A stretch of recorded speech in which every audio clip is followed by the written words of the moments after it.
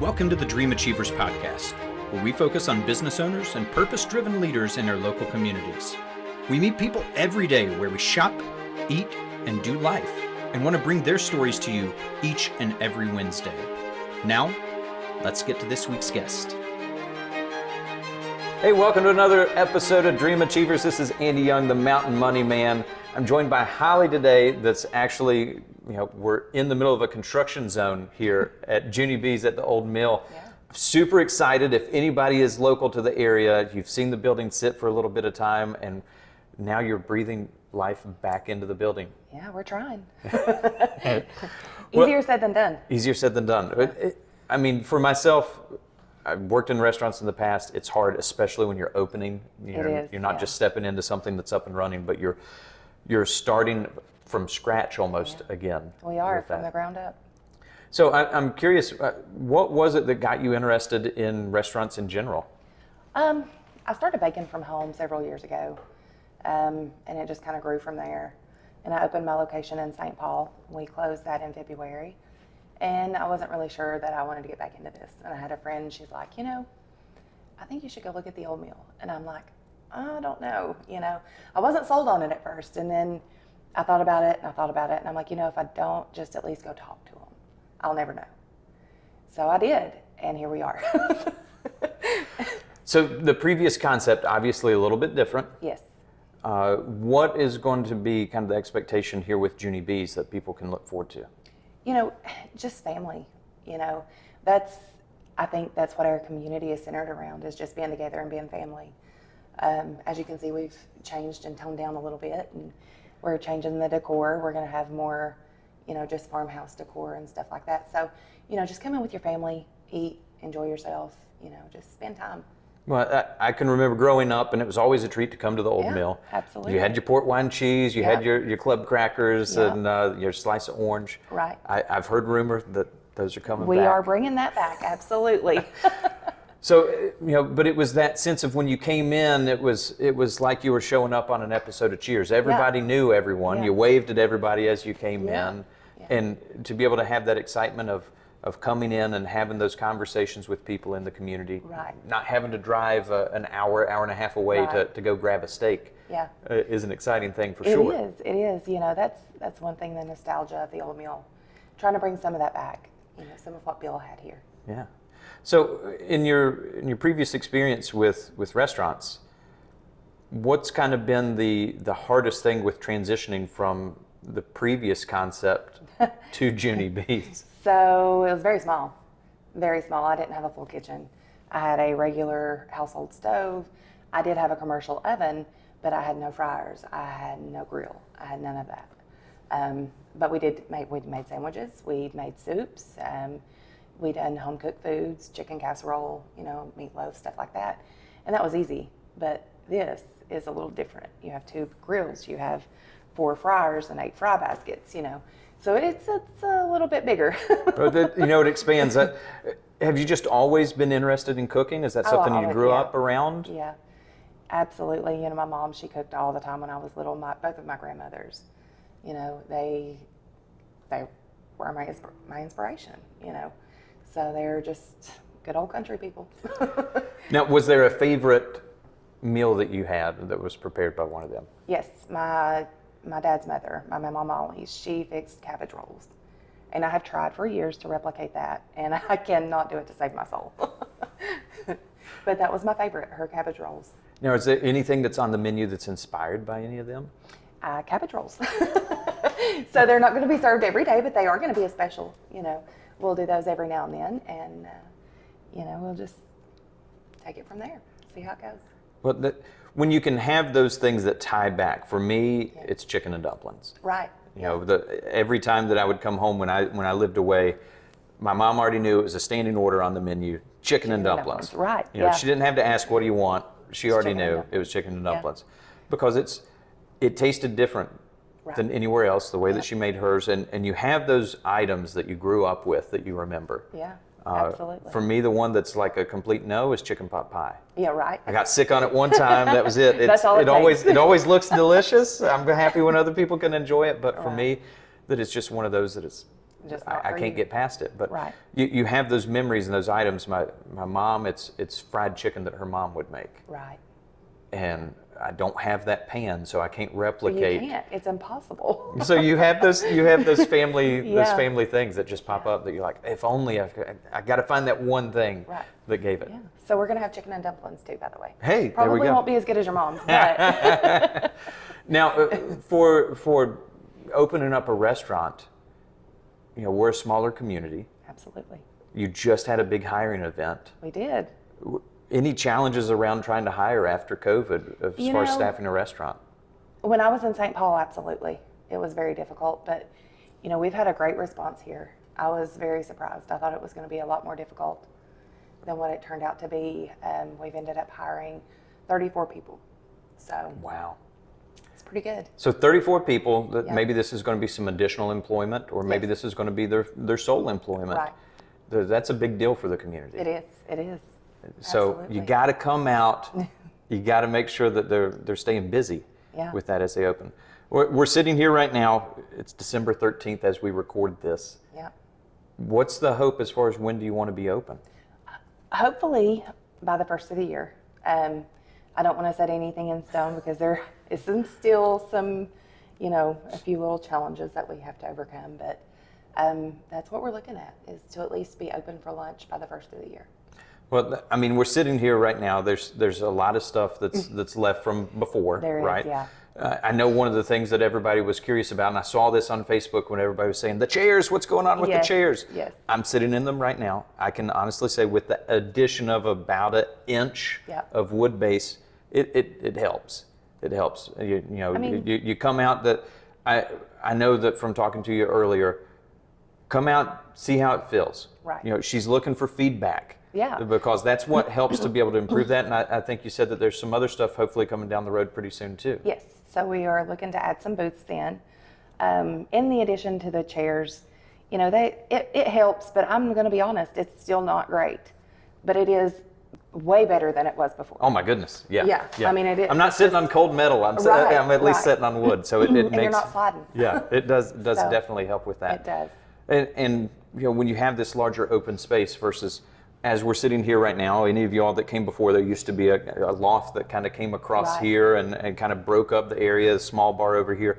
Yeah. You're able to fit a lot more folks in here on the main Right. level without having to go up the stairs as Right. well. Absolutely. So that's a big help. It is. Now, restaurants are hard. They are. With looking at the statistics of that, restaurant failure unfortunately is fairly high across the industry. Right. And I graduated in hospitality tourism management. I've seen a lot of people that have had ideas with that. What do you want to see happen so that you can stay open long term? What's kind of the goal as far as with times that you're open, things that are going to be unique to be able to tie people to stay here? Right. So we are going to be open from 11 to 8, Monday through Thursday. I think cutting that hour back, hour, 2 hours back is going to make a difference because, we are a small town. People work, people have sports, people have school. So I think closing at 8 o'clock is going to be a little bit better as far as not having to pay employees a little bit longer. So that'll help some. But, just getting people out, just getting them out and letting them enjoy their food and enjoy the company that they have. And I think that's going to be the key.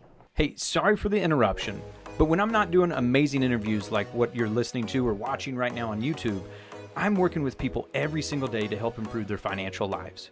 A lot of people come to me with questions about how can they retire on time, when should they take Social Security, or just are they on track in general with their finances.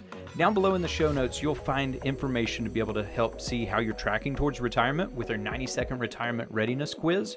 Or maybe you're just wanting to see what can you do to get on track, whether that's paying down debt, student loans, or just trying to figure out, am I making the right decisions every single day? Well, if that's you, click down below so that you can utilize those resources and improve your own financial journey. Now, back to the show. Now, what would you say has been the biggest lesson that you've learned in both ventures when it comes to opening a business with restaurants? The profit margins are small, and you have to be very careful in how you spend your money, how you allocate your money. that's a big deal. Well, for any of you all that don't know, if you saw the difference in food cost from 3 years ago to today, Oh my gosh. it's like a completely different world that we live in. It is. And things were tight before. Right. So that's why you've seen these prices go up for a hamburger, a steak, a chicken. Eggs have been all over the place. I felt like I could just invest people's retirement in eggs at one point. Absolutely. When I first opened in St. Paul, we were paying around $54 for a case of 120 eggs. That's not terrible. By a year in, that had doubled, almost tripled. So it's crazy. They've come back down to earth now, luckily. They're not floating around in outer space anymore. So, you've learned that lesson as far as with profit margins and having to pay attention to how many staff do I have on the floor, what's going on. You just had this big hiring push with having people come in. Yeah. So they've got to be busy while they're here. Right. With that. As we open up this concept here in the next few weeks, is there anything that you want to see special as far as events going on, renting out for people for special events, anything like that that's available? So the upstairs, we're going to rent that out for people who want to have events here. There's not very many places where you can do that. So, I think that's important to have as well. So you've got everything to this point. Yep. We're staring at the finish line to be able to start serving people and enjoying that time with that. For you personally, how rewarding is that going to be on the opening day? It's amazing. I remember coming here as a teenager, when Bill Bowling had it, and I can remember thinking then, gosh, this is an amazing place. This place means so much to the community, and it needs to stay around. Yeah, so. It sat for a long time. It did. But prior to being what we remember as the old mill growing up, and being able to have that second lease on life of going through and maintaining. There's a lot of money that got dumped into this over the last year. So being able to see that and enjoy the fruits of what went in, and being able to have a restaurant here again where you can go get a steak, you can go get a good meal. There's some nice options here that are in town, but not a lot that have a large seating area that you can go to and be able to enjoy. For you, growing up, you mentioned this being so special with that. Yeah. What's your fondest memory of this place? Honestly, the first time I came here, I was 13 years old. It was a business meeting with my dad's company, and I remember coming. That was just my first experience here, and I've always treasured that. That's great. So we want other people to be able to replicate that they come out, that they get to enjoy that time with one another, fellowship, be able to enjoy themselves. What would you say has been your biggest lesson when it comes to business, your best advice that you got when it comes to business? That's a good question. I've received a lot of good advice. I don't know. Let's come back to that one. Okay. Okay. How about, with when you're making decisions, and you're a small business owner, there's a lot that goes into that. There's a lot of responsibility on your shoulders. There is. So when you're looking at that financially, there's a big commitment on your side. What's been the biggest lesson financially that you've been taught? Document everything. If you just go and swipe your card or write a check, and you're not consciously mindful of that, that can get you into some trouble. So you have to go in and I personally like to go in and notate on each transaction exactly what it was for. And that tends to help me be a little bit more aware of where my money is going and how it's spent. Well, I know for a lot of business owners that I've worked with over the years, it's been eye-opening because unfortunately a lot of people mix personal, they mix business, and they don't realize just how much is being left on the table that isn't being documented or isn't being accounted for on the business side, and they're just absorbing it personally. Yeah. So being able to be conscious of that. It makes a big difference. And you can see it in front of you. So you're like, oh, wait a second. No, I don't need to be paying this over here on the personal side. This is a business expense. And that you can see the difference that makes with deductions. You can see the difference that it makes with just the cash flow projections. So you're like, okay, I needed to pay myself a certain wage, because you don't want to do this for free, I'm assuming. So you want to be able to maintain that salary and being able to afford yourself. But when you can see that and you can see the burden on the business, and you're like, no, we need to see this many people every single day. Yep. We need to have an average ticket of this. Yep. So how do we make that happen? We've got to have the menu that entices people to come in. We've got to have the service that people want to come not just once but multiple times. Right. And we got to have the quality that's there That's to right. be able to maintain things. And that's our goal, quality, and coming in and having our servers be nice and be friendly and engage with the customer. I think is going to be key. We are a small town and we're friendly people. And if you have a server that's cold and just leaves you sitting there with no drink and your food comes out cold and you're just sitting there and you're just generally not happy and you try to voice that with that server and she just blows you off or whatever. Yeah. That's not our goal. Our goal is to have you come in and have it be like family, be like that server's known you your whole life and you've known them their whole life, Well, you just have some of those people that are out there that you feel like you have a connection with them, that you know them. Yeah. I laugh with my wife that she's never met a stranger and she gets the full life story within 5 minutes. Yep. I'm like, how do you do that? I don't know. But there's just some of those people where you have that connection, where you feel comfortable. So when you can come into a place where you're comfortable, get a great meal, be able to connect here in the community and get to actually enjoy things versus complain about things that aren't there. Yeah. Is such a blessing with that. It is, absolutely. So we're right around the corner from opening. Yep. I like to try to end with, what are you most thankful for at this point? So you've done all of this work to get to this point. Yeah. You had the original venture, you pivoted, that you said, hey, we can't maintain that long term. Right. You've wound up finding this as an option to be able to have a larger presence, a larger expansive menu. What are you most thankful for at this point? The opportunity. I mean, just the opportunity to be here and bring it back to life. That's great. We have some great people behind us. Matthew Lindemood over at Lindemood Financial, he has been a wonderful asset to this whole process. It's just been, I'm just grateful for all of it, just even being here. Yeah. It's great to be able to have allies that are in the community. Right. That are rooting for you as well. Yeah. And obviously has a vested interest in making sure that the building is successful as well. There's a lot that's been put in here.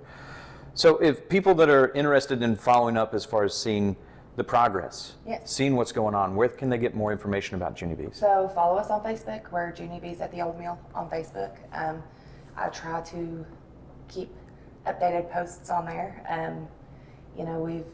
We're done with hiring at this point. Now it's just the little things that are going to hold us back. So we still are in the process of filing for a liquor license for upstairs.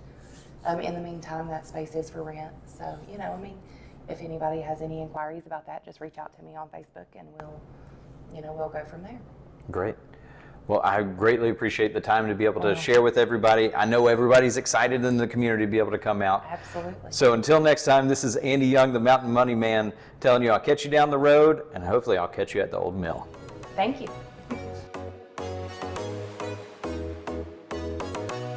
This has been an M3 Marketing and Media production.